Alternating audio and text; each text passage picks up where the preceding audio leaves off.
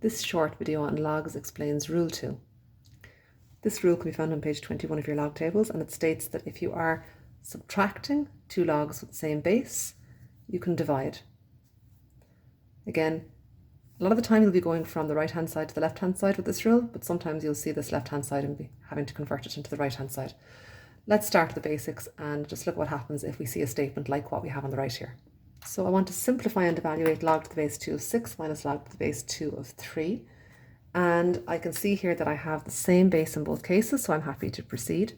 You can also see at a glance that 6 and 3 aren't natural partners with 2, as in it would be very difficult for me to write 6 and 3 as powers of 2.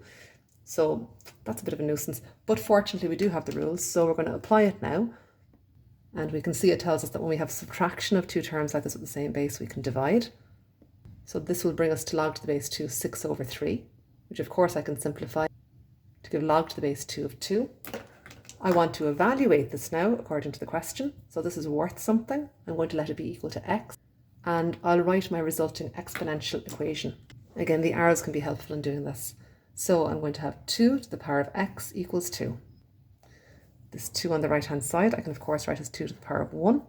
I've got one term each side, they've got the same base. I can cancel my bases, and my solution is x equals 1.